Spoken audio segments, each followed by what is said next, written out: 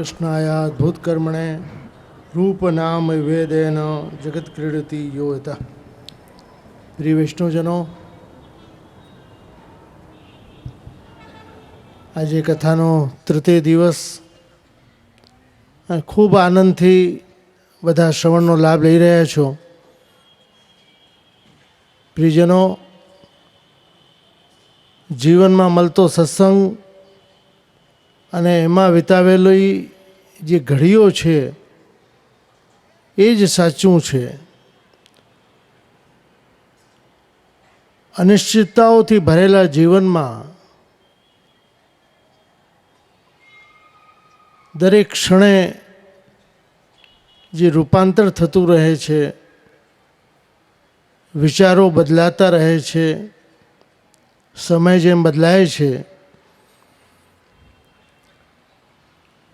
પણ માનવના જીવનમાં જ્યારે સત્સંગ આવે છે તો એમાં ઠહેરાવ આવે છે, સ્થિરતા આવે છે,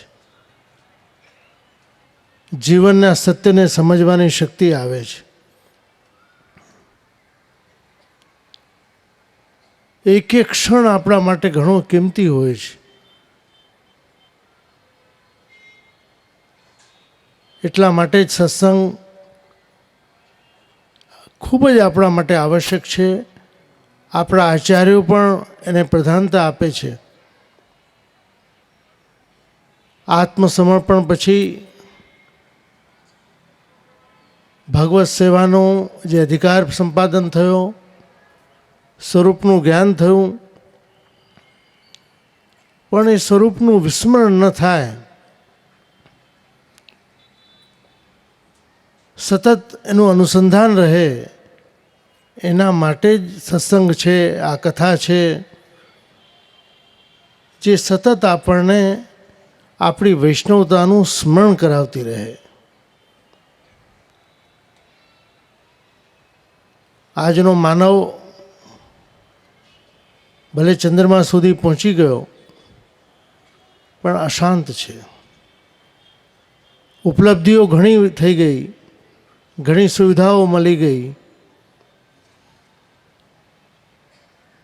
પણ માનવના હૃદય સુધી પહોંચવામાં ઘણો વિલંબ થાય છે.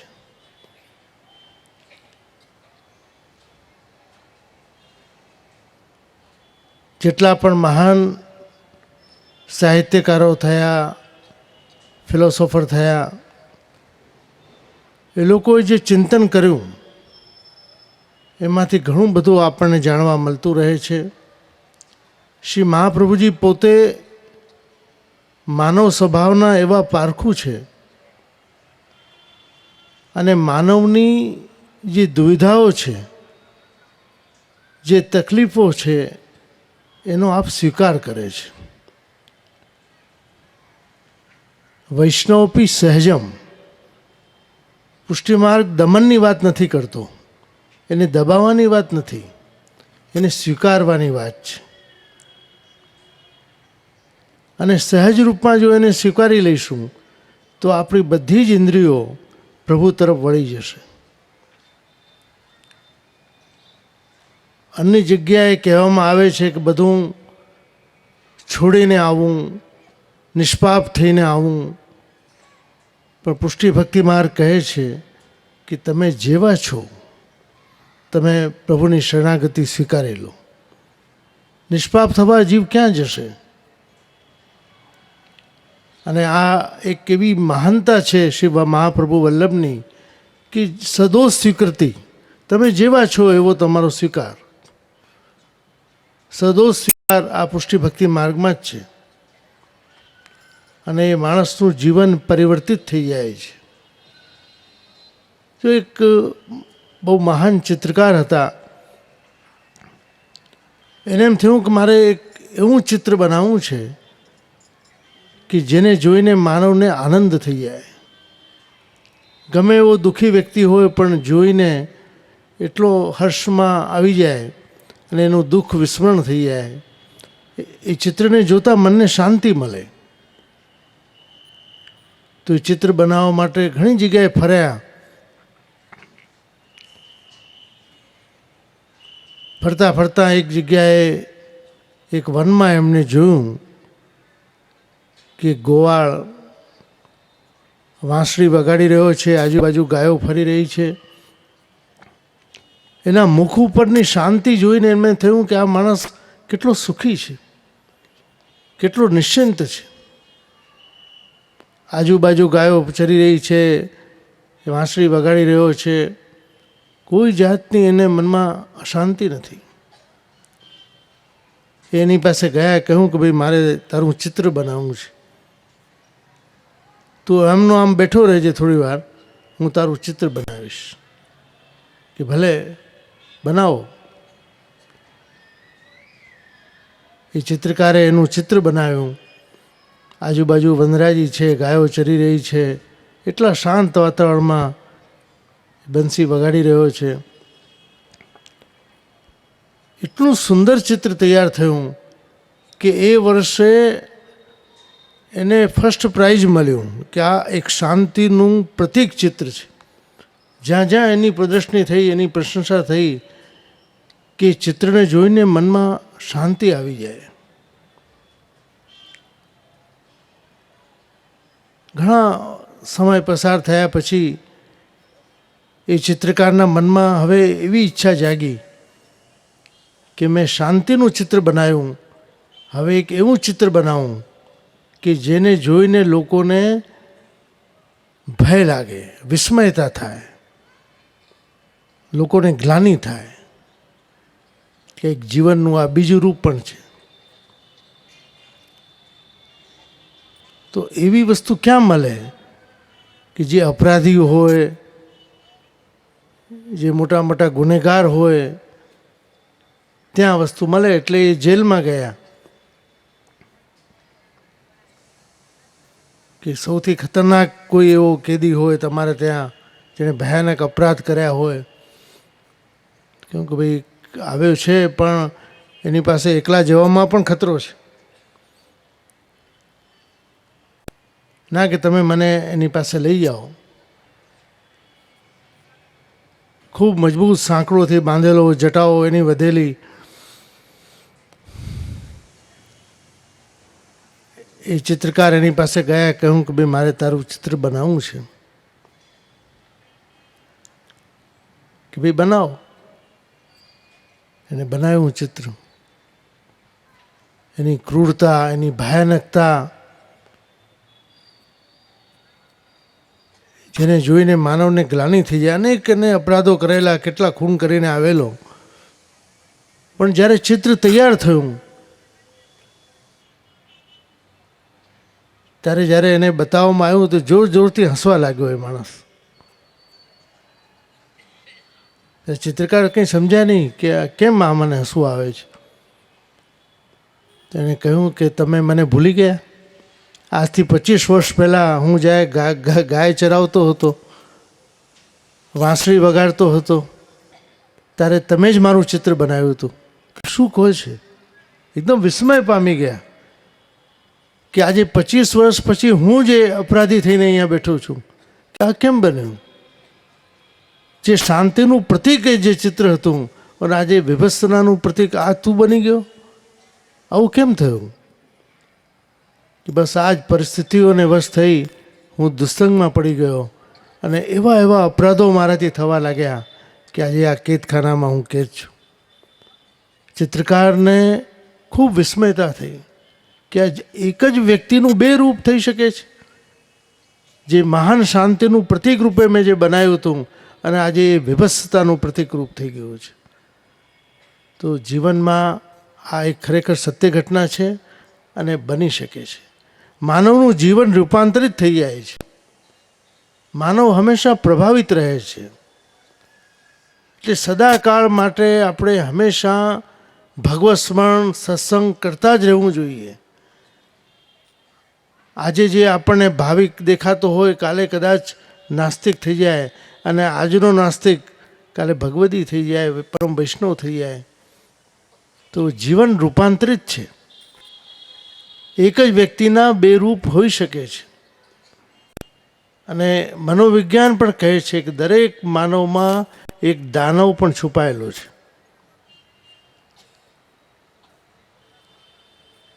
જો મનુષ્યમાં માનવતા ક્યારે આવે કે જ્યારે એનામાં ધર્મ આવે. ધર્મો રક્ષતી રક્ષિત. માનવમાં જો ધર્મ નહીં રહે તો માનવ દાનવ બની જશે. આજે જે હિંસા વધી રહી છે, ક્રૂરતા વધી રહી છે, આતંકવાદ વધી રહ્યો છે, એનું કારણ જ એ છે કે માણસની અંદરથી ધર્મ જતો રહ્યો છે. ક્યાંક તો જતો રહ્યો છે કે ક્યાં વ્યક્તિ ધર્માંધ થઈ ગયો છે. જો એ પણ નુકસાનકારક છે.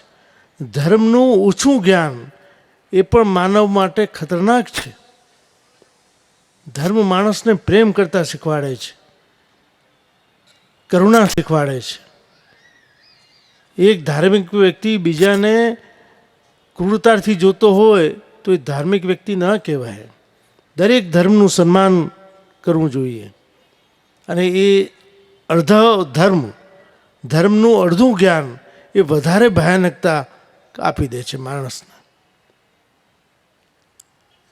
એટલે ધર્મનું સાચું જ્ઞાન આપણા આચાર્યો દ્વારા જ મળી શકે, આપણા પૂર્વ આચાર્યોના ગ્રંથો દ્વારા જ મળી શકે. એની ખોટી ખોટી વ્યાખ્યાઓ ન થાય, સાચું અર્થઘટન થવું જોઈએ. અને ઘણીવાર એ અડધું જ્ઞાન માણસને એવું બનાવી દે કે જે સમાજથી ફેંકાઈ જાય. પુષ્ટિ ભક્તિ માર્ગ જોડવાનું કામ કરે છે. એમ નથી કહેતા કે તમે સમાજથી અલગ થઈ જાઓ. તમારું લૌકિક પણ ન બગડવું જોઈએ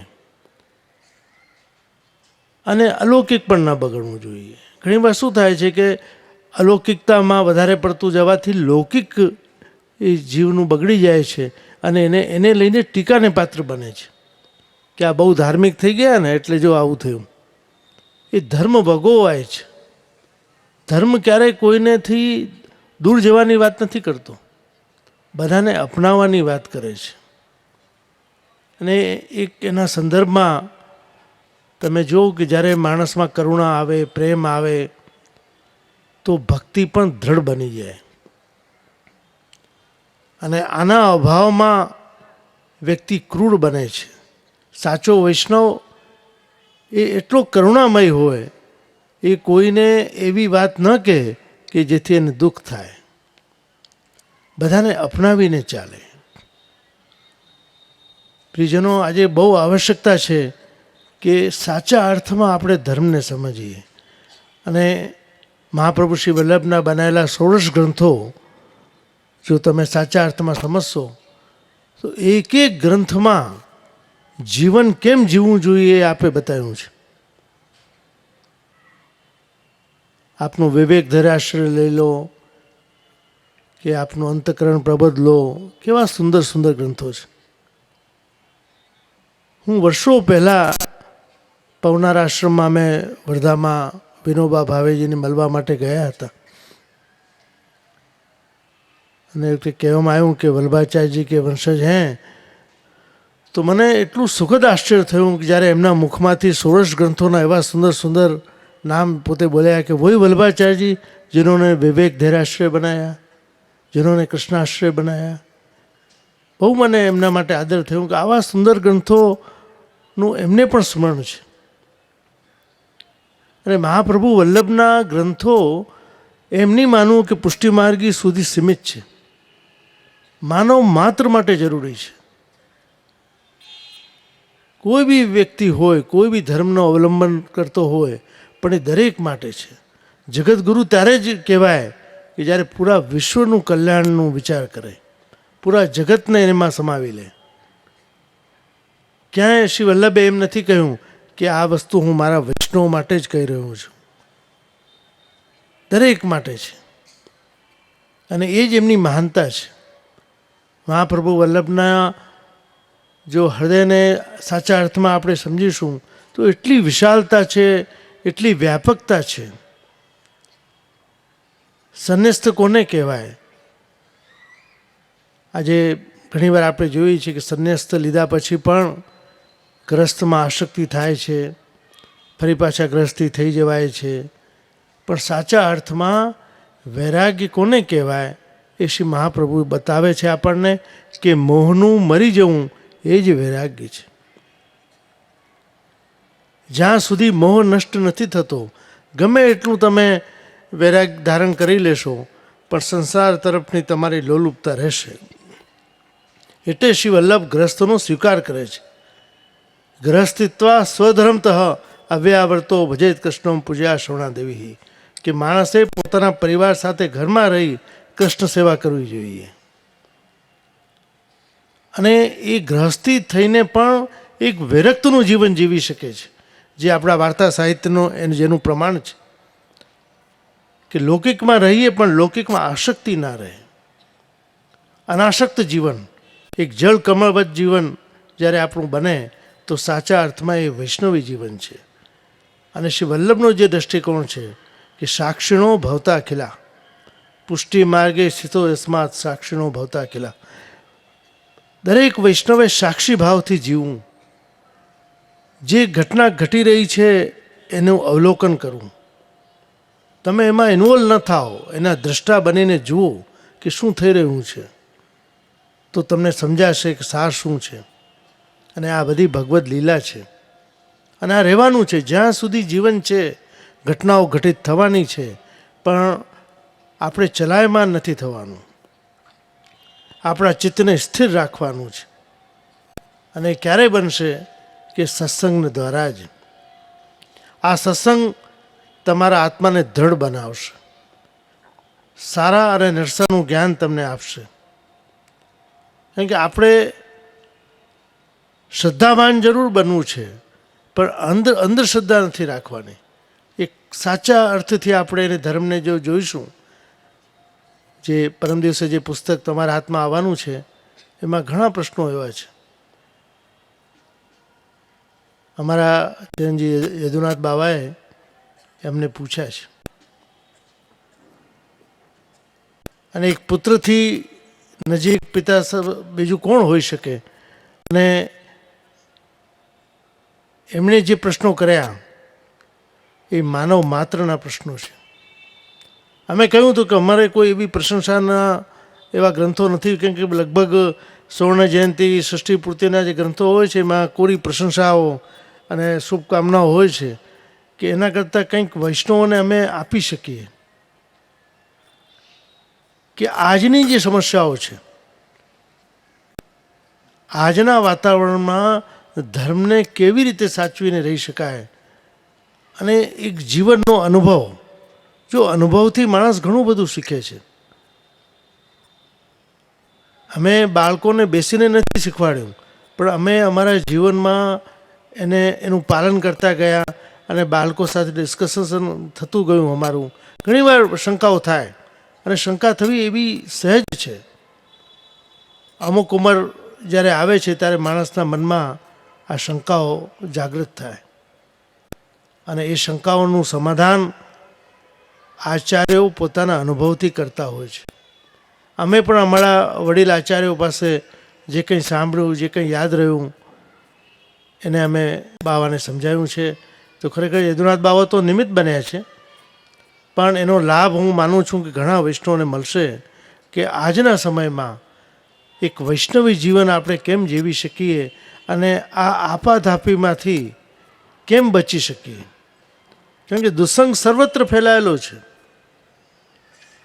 આ જીવનકાળમાં અનેક દેશોનું પર્યટન કર્યા પછી માનવ સ્વભાવને સમજવાનો, જાણવાનો ઘણો મને અવસર મળ્યો. અને એમાંથી ઘણું બધું અમે શીખી શક્યા. કેમ કે આ દુનિયા એક ઓપન યુનિવર્સિટી છે. અમે પ્રકૃતિ પ્રેમી છીએ, સાથે માનવ સ્વભાવને પણ સમજવા ઘણા અમે પ્રયત્નશીલ રહ્યા છીએ. કે ક્યાં ક્યાં માણસ કાચો પડે છે, ક્યાં ક્યાં એની ધડતા છૂટી જાય છે. અને એવી નાજુક ક્ષણોમાં જો ભગવદ આશ્રય આપણો રહે તો એક એવી દિશા આપણને મળી જાય કે ઠાકોરજીની કૃપાથી આપણે એમાંથી બહાર આવી જઈએ. તો પ્રિયજનો,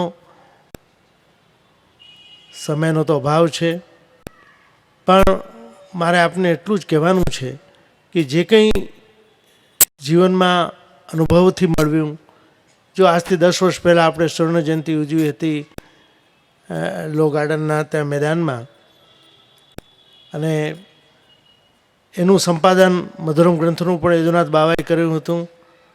અને આ વખતે અખિલમ મધુરમ જે ગ્રંથ છે એનું પણ સંપાદન અમારા યદુનાથ બાવાએ કર્યું છે. એ અમારા જ્યેષ્ઠ લાલજી છે, અને જ્યેષ્ઠની સાથે શ્રેષ્ઠ પણ છે.